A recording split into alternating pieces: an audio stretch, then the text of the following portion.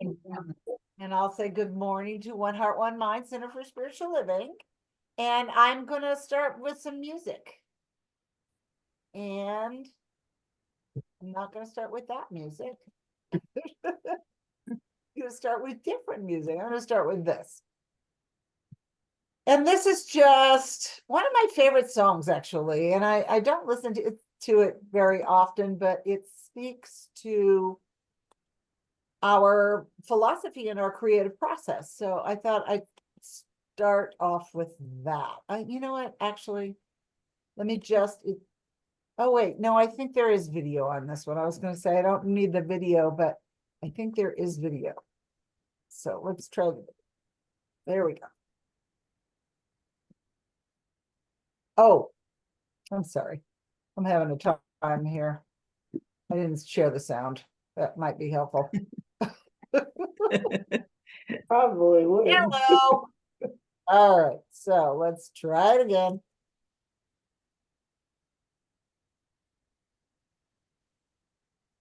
One more time. And this is what I know. Wait a minute. We are all connected. Ready to start. It started without me. We'll share sound. There we go. Now we've got it.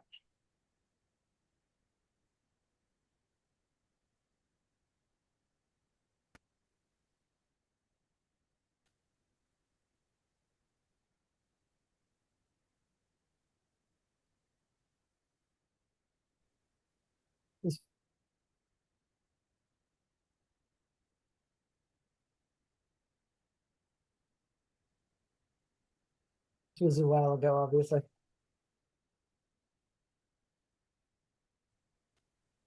We are all connected. The universe reflected in each shining part. And everywhere I go, I recognize the faces. All of my relations in this one heart. And all I need is already looking through these eyes.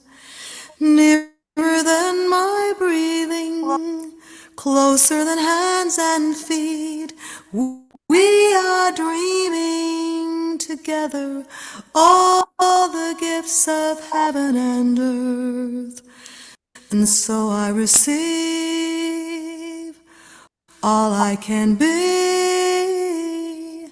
and now I let it go with such appreciation, with sheer exhilaration. Now I set it free, and so it is, and so be it. When I sing it, I can see it. I welcome us in, and now we begin. We begin.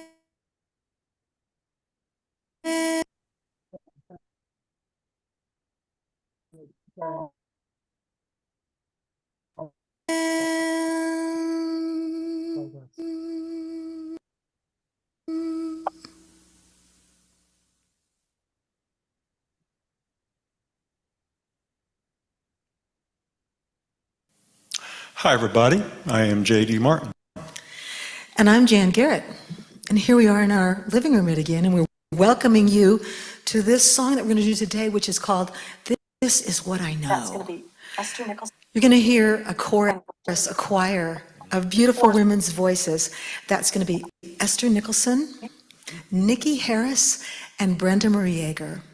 So you all are, of course, welcome to sing with us. And yeah, that's all we need to do. Let's just go for it.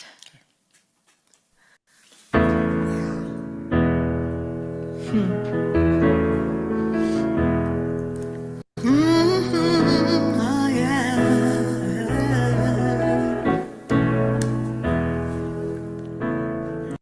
This is what I know. We are all connected. the universe reflected in each shining part. And everywhere I go, I recognize the faces, all of my relations in this one heart. All I need is already looking through these eyes, nearer than my breathing, closer than hands and feet. We are dreaming together all the gifts of heaven and earth, and so I receive all I can be. Now I let it go with such appreciation, with sheer exhilaration. Now I set it free, so it is, and so be it. When I sing it, I can see it. I welcome us in, and now we begin. Amen.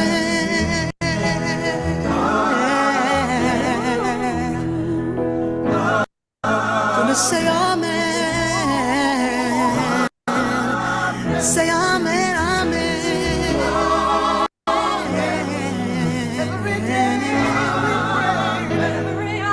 This is what I know.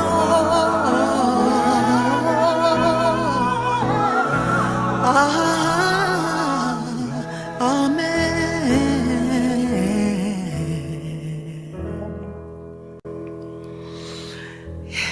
Amen. There it is. Thank you. Thanks. Well, that was a little glitchy, but I still love the song. But this is why I've started not doing video, but just doing sound, because it's just almost too much for my bandwidth. But anyway, we get the gist of that. So Lisa, I'm going to come to you, sweetie, and you, I'm going to invite you to do our invocation. Okay. Well, our topic of today being about intention, obviously caused me to think about intention a lot. And short intentions, there's short intention, and then there's the intention that I feel is the start of the creative process, that is the start of the process that we use to be in that space where we're flowing with spirit along with whoever we are as a earthly being. And so thinking about the title of planting the seed of intention was, for me, it's like I realized that my intention, it's spring, so I plant theoretically a new intention, but it's like replanting from last year, so to speak, to try and up level to the next space, which is in terms of my desire to being more in the space of listening to spirit, listening to that intuitive voice, rather than constantly trying to figure things out, because that seems to be my pattern, is to try and figure stuff out. And I think that there are other people that are the same way. And I found kind of an example of that. I have, most of the people online know that I have a friend, Patrice, in Pakistan, who I talk to about once a week. And so anyway, we were talking last night, and I thought what she was sharing with me was just like an example of the process. She had, the last time we had talked, which was not, I guess it was last week, she was kind of in this state of trying to figure out her marketing. She's an energy therapist and a heart meth practitioner, and she has a practice, but she would like to expand it to have more international clients. She's trying to grow it so that for her intention for her whole life is being able to be able to move around more and to be able to spread her psychological care for people. So at any rate, but she's in the marketing place and she knows nothing about marketing. And it's kind of like she was doing some things, but was just in this direction of, I need to find somebody to help me figure this out. And so but she sort of let it go. It's kind of like, I don't know what to do. And so anyway, she'd gone to a party and she was talking to one of her friends and said, I'm really looking for somebody who would help me to move this marketing along. And this person said, oh, well, I just heard of this guy. And I think, he might be what you're looking for. And so she called the guy and she talked about the fact that in terms of waiting for the appointment, that she got into her old pattern of fear and not good enough and all this stuff. And she said that she just sat with the energy and let it flow through her and go by and release it, so that then she was ready for when she had the appointment. Well, and so at any rate, the gentleman had some really good ideas and made a plan for her, but it's not something that she can afford, which she shared with him. But in terms of what they talked about, the other thing is that in the time when she wasn't quite sure where to go now, she had been taking this class, which was about using story and creating film. And so she had been doing that. And so she has a couple of little films. And she had shared that with him. And he said, so, well, let me see one of those. And he saw it and he said, that's great. You really don't need my help for that. And Patrice and I laugh because it's like she has this thing which I have, which is my stuff is not good enough. And so at any rate, so essentially what happened is that now he's going to mentor her. He's going to create a different program, which she will be able to afford, where he can mentor her in terms of where to take the film, where to take what she's already done.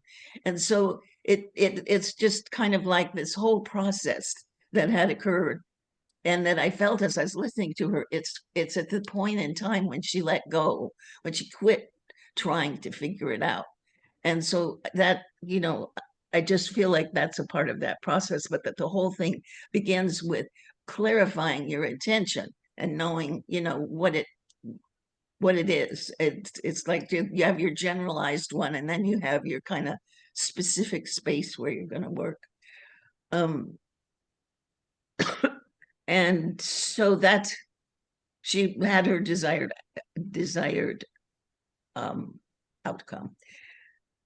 So and then the next thing that had happened was that this thing came into her knowledge. I think it was on the web, which was like how to increase your income to 10,000 a month. And so she did that.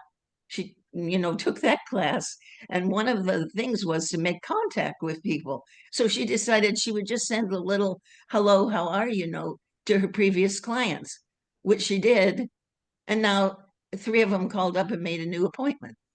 So, so it was just kind of like that listening, letting go and listening, and then following up on the listening. It's kind of the treat and beat your feet concept. So at any rate, that's my share about intention for the time being. Okay, and so now why don't we have a little prayer?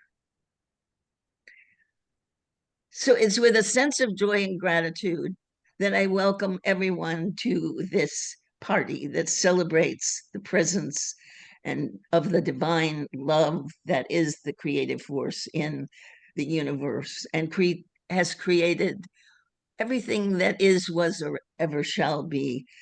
And it co-creates with us the manifestation of that in our everyday lives and in the world. Sorry. And that is because we are all one. We are one with that power. We are one with everything in the universe. We are one with each other.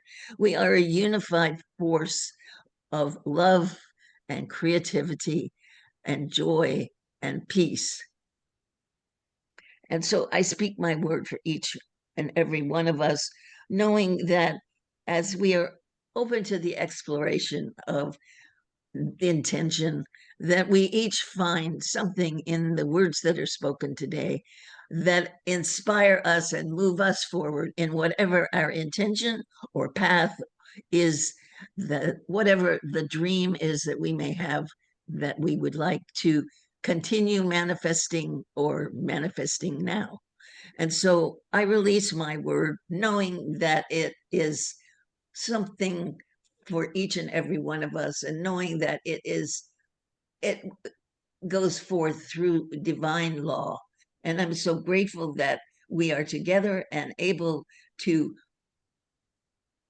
communicate with one another and connect with one another and be the wholeness that is one heart, one mind.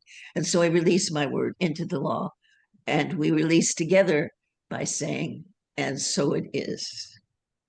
And I apologize for my scratchy voice. And now we have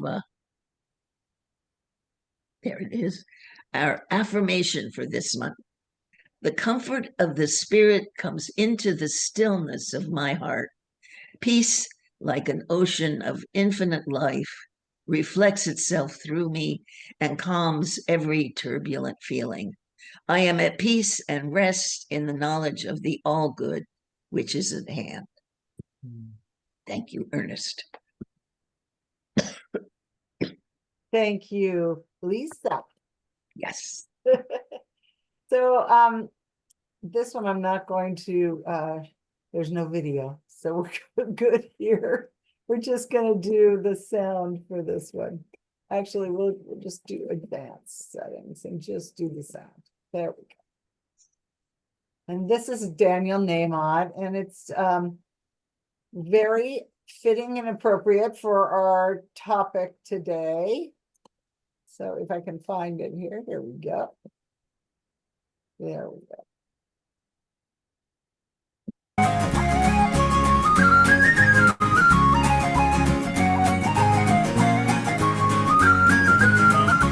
I've been planting seeds on the ground, watering them with my sweat and tears, scattering them all around. Guess it's what I'm supposed to do with my years. Funny thing is, I may know what I've planted, but never what will show. It always seems to be a perfect mystery.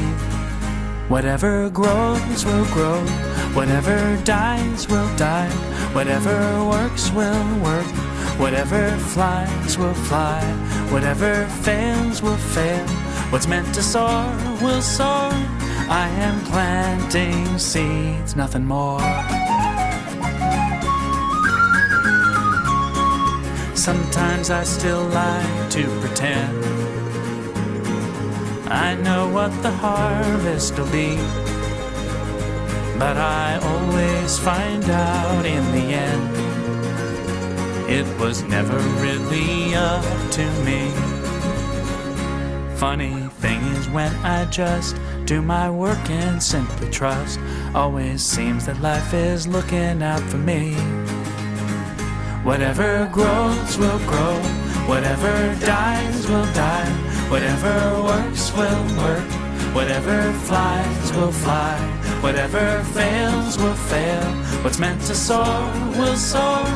I am planting seeds, nothing more. I am only one of billions of seeds. When all is said and done, I just do what's mine to do and let it be.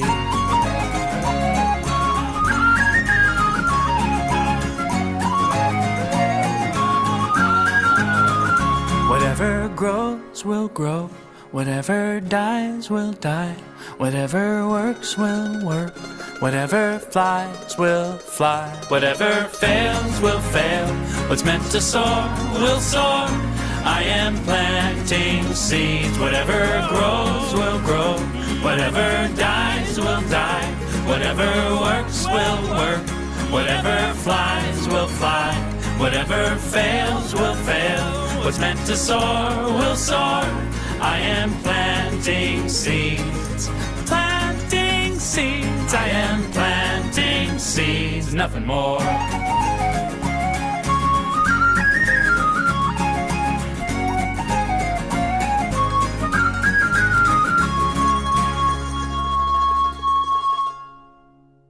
Planting seeds. That's what we're doing. Oh, so I thought that was appropriate today for planting my intentions. So let's see. I'm gonna take a deep breath. It's been a week. So good morning again. We are recording. So, and welcome to One Heart, One Mind Center for Spiritual Living. And as always, whether you're here in real time or replay, welcome. And, you know, I always want to say that it's my truly sincere intention, since we're talking about intention today, that you, whether you're here every week or whether you just pop in occasionally, that you experience something in this service that really opens your heart, you know, to the presence of the divine that's already within you, and that you experience it in some new and fresh way, you know, which is really our topic today. We've already kind of dived into that, you know, the freshness of life and the creative energy of spring. Last Thursday was the vernal equinox, or the first day of spring. And our topic, of course, is planting my intentions, you know, which plays on the metaphor that we use all the time in Science of Mind, which is the seed, soil, and plant metaphor. You know, and I love that, you know, we can use that metaphor to help describe that energy of spring. You know, it's that fresh, you know, I'm all rested up from the winter now energy, and I'm ready to rock and roll. You know, I saw a quote by Robin Williams. He's always funny and upbeat, was anyway. And he said, spring is nature's way to say, let's party. That's kind of the energy of spring, really captures that vibe of, and I think it also captures that vibe of intention setting that Lissa was speaking to as well. So today, if you saw my email, you know, we're going to do service a little bit different. I'm going to kick off with these words that I'm speaking now, and then, you know, we'll open the floor for question and answer or comment, or however we want to let that evolve. So let's just start by going back to basics. Let's talk about the basic spiritual principle of the creative process, using that seed, soil, and plant metaphor. And I think probably most of us are familiar with it. And I also think that it's an essential part of any practice to revisit the basics, you know, to always go back to the basics. I always think of my kids when they were in sports, and the basketball teacher would always have them practice dribbling, and the baseball teacher would always have them practice throwing the ball. It's the basics, you know, if you want to master something, whatever it is, you know, a musical instrument, a sport, whatever, painting, cooking, anything, you know, it's important to revisit the basics, you know, whatever the endeavor is. And the basics for us are the spiritual principles that we stand on in Science of Mind. They're foundational for us, you know, and the art for us is the practice, the refining and the personalizing the basics, you know, and that's what our practice is. Our practice, moving through our daily lives, is refining and personalizing spiritual principle, which is an ongoing process. And it's essential for the practice and the unfolding and the growth in our life. It stretches us, it grows us, it helps us experience things that we haven't before. It's invigorating, kind of like spring. You know, it rejuvenates us.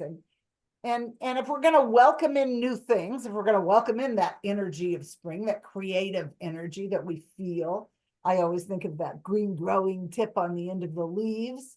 You know, if we're going to do that, then we also have to go through the process of winter, letting go of the old. You know, it's a continual process of release and renew, dying and rebirth, setting new intentions, and doing whatever it takes to be committed to staying in that frame of mind, focusing on that intention and feeling it.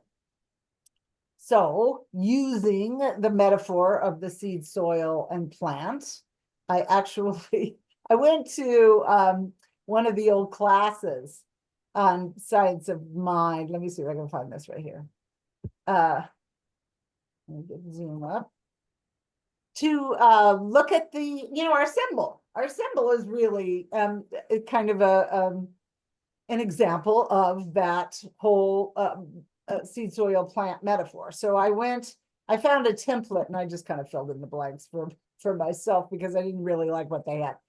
But you can see, so here's the science of mind symbol. And if you've been around science of mind for any time, you've seen this many times. And the top part, obviously, is God, the field of potential, the seed, it's the idea and the intention.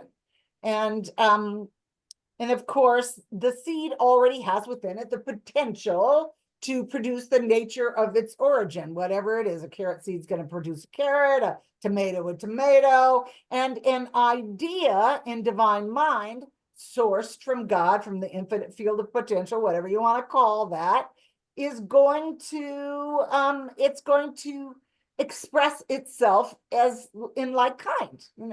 If we are grounded in the experience of love and peace and wisdom, then that's who we are, and that's what we're feeling, that's the intention we're holding, then that's going to end up expressing as our life. So I looked up the root of intend. I always love to do that, to see where did this word come from. And the Latin root for the word intend comes from, it's intendere, and it means to turn one's attention to. Oh, how usual. And, of course, our intention is a choice, and then we plant it in that middle ground in the fertile subjective mind. And the soil of our consciousness, we call it, and we always have to tend that soil, right? We have to pull out the weeds of I'm, as Lissa was saying, I'm not good enough, or I can't do this, or I'm too old, or whatever those false beliefs are that are grounded only in the reality of the world, not grounded in God. In God, we're infinite, we're perfect, we can do whatever we decide we want to do, but anyway. So we're always at choice.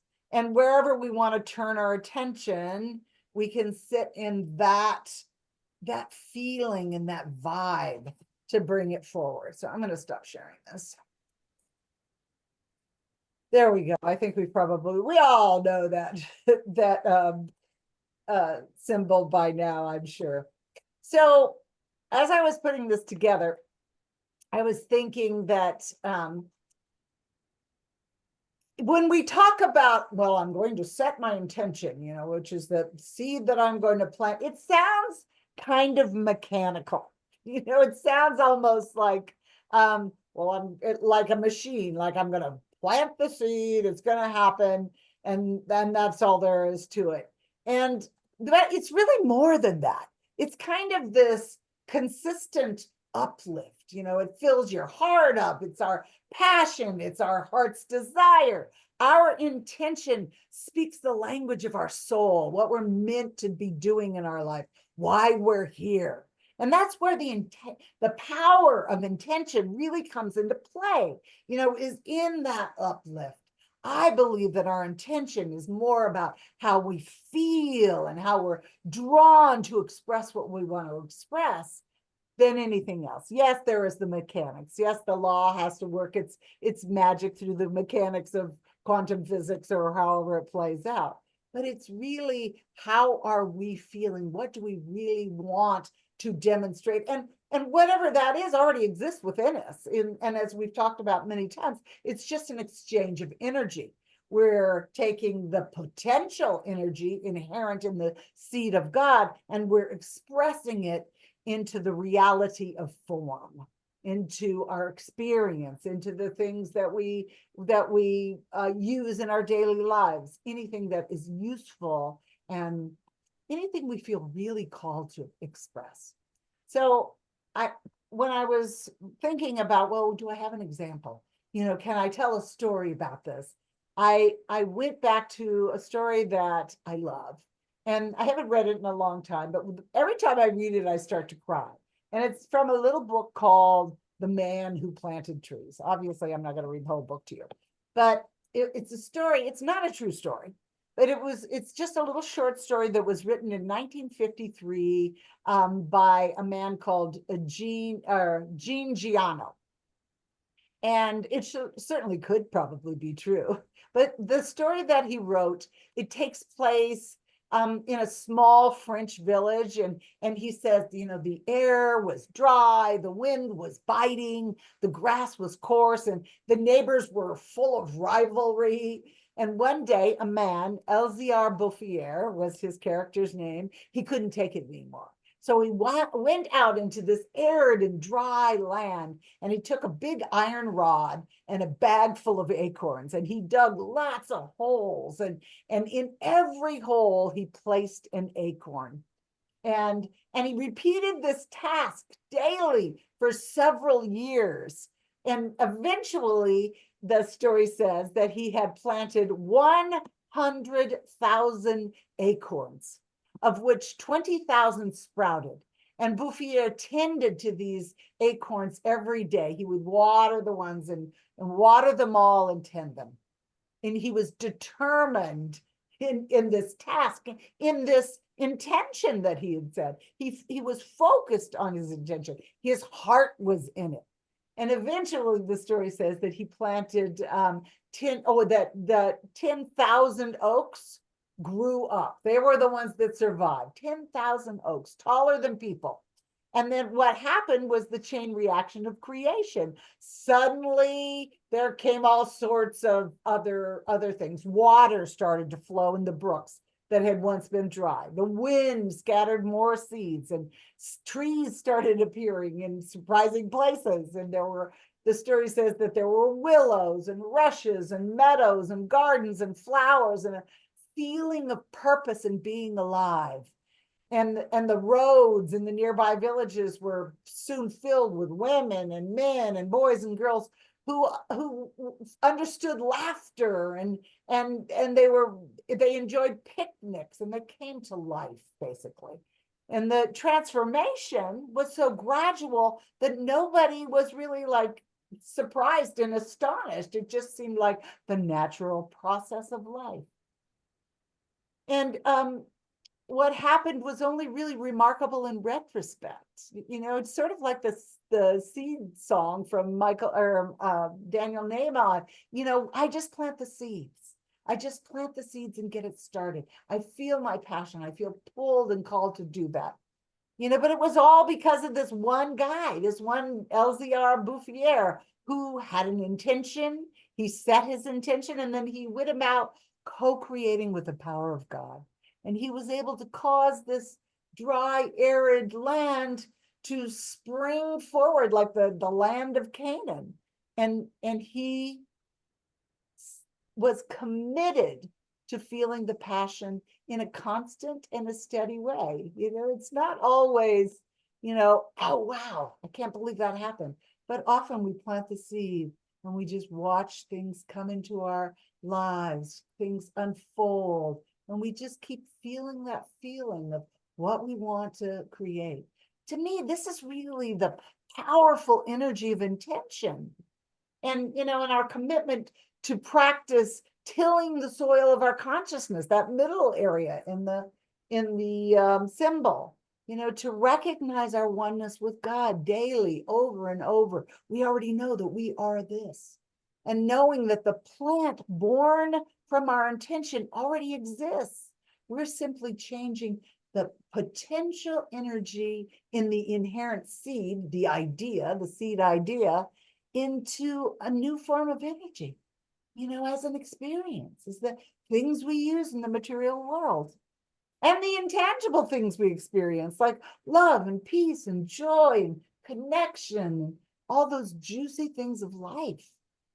So now I'm going to be quiet, and I would really love to hear from all of you, questions about this, comments about this, your understanding of this really powerful spiritual truth of planting an intention. So, yeah, so just jump in. Rob, please. Hello, all. Oh, I'm gonna remember now. Do you want me to turn off the recording, or would you like to speak? Up to you. And if that's what people want, then now's a good time. Well, how about I turn it off after you speak? Because I have a feeling you're gonna say something profound. Oh, well, I may well disappoint, but we'll see what happens. We'll see what comes out. Anyway, well, so far, Michelle, considering what you've been through, and I think even what you've been through is probably food for 2.5 talks. Yeah, but no, just the thoughts that were hitting me started out while Lissa was talking, and she mentioned intention, and I started thinking about a sort of a chain reaction, a sequence in my mind that before intention, there's a desire, then comes the intention. And what I've been taught in our teaching, or at least my interpretation of our teaching, is that after desire, and then that leads to intention, and then there's a knowing, and we create that knowing, a determination. And for me, it's always been kind of an imperative. It means I'm knowing this to be true. I am knowing nothing else. It's just that. Just so rock solid. And along comes that Daniel Naimad song. I liked both songs that you played. The first one, I gotta find that on Spotify, because that's a marvelous song. But the Naimad song that you've already referred to, where he says, I am planting seeds, and then he says, nothing more. And implying that what is produced is okay, whatever it is, shows up, the seeds sprout, maybe they don't.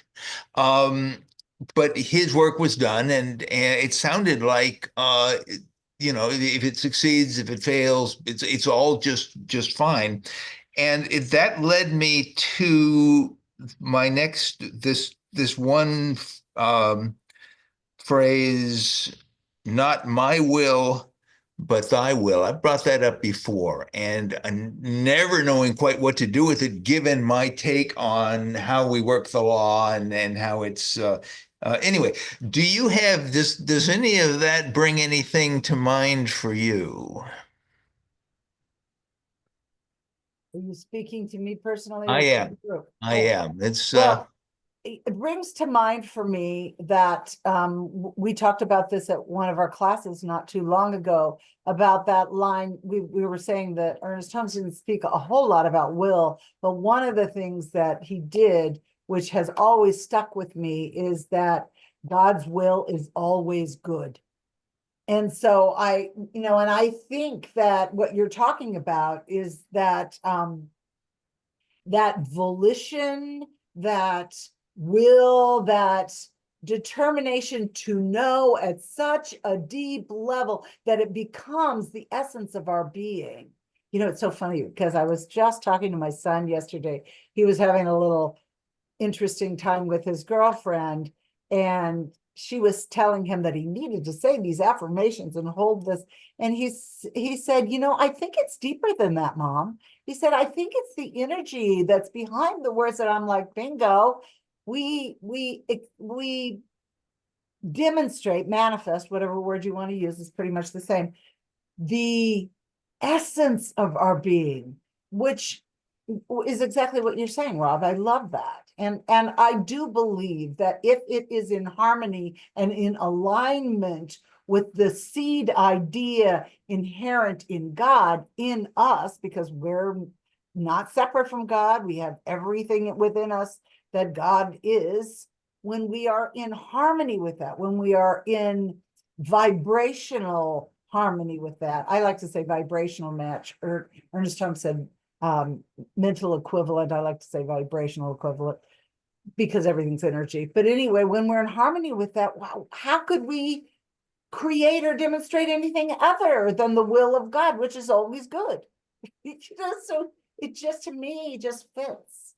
that, yeah, and everything you said was just so right on. I do really believe that there is that piece of desire and, you know, that uplift. And that's what I was talking about, that feeling of, oh, yes, it's sort of like a feeling of passion. This is mine to do. This is what I'd like to do. It's an uplift and inspiration, which turns into a momentum that gets the ball rolling, and then we have this knowing, and then it demonstrates in our life. Did that speak to you? Was that kind of what you were asking? Absolutely, absolutely. But it's bringing me to a place where I've never really explored because of this feeling of the imperative I've always had that nothing else could be true except that which I have conjured up. So it's just an interesting different way of looking at it, and the way Daniel Nahmod um, phrased that song, it's like what results, and Yeah. it's good. So So doesn't it sort of speak to the idea that we talk about quite often in Science of Mind when we say this or something better or something more, or because if I mean, you know, we don't know what we don't know, right? We don't know what's actually possible because we've never experienced it and we've never had it in our conscious thinking before.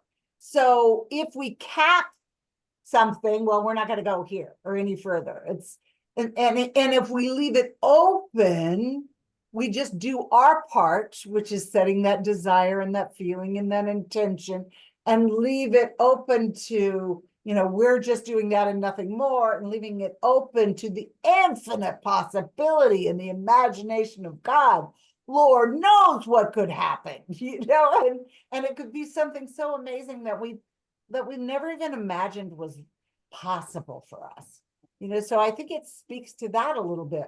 I do believe that the mechanics of holding the desire, setting the committed intention to feel the way we want to feel is important. But I think capping it off, it doesn't allow for what we just have no idea is possible.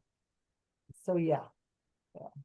And I think I definitely like that, and I thank you. I'm going to let go of that, but it's the concept of either as happy as I will be if my image is replicated in the physical, or how much even better I will feel if something better shows up. So I like that. So thank you.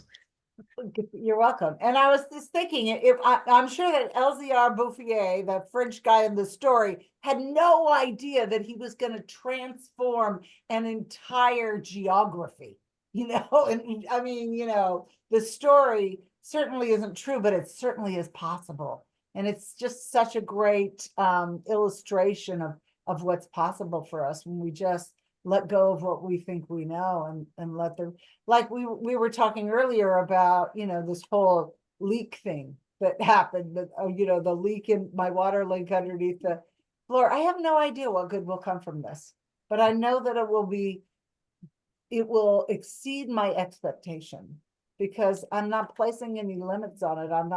I'm not doing this resistance thing. I'm just like, okay, well, this is it. Let's just stand in the flow and see what appears, because it's got to be good. Thank you for that, Rob. So, anybody else? What time are we? Oh, we're good. Would anybody else like to comment? Oh, Lisa, you're muted, sweetie pie.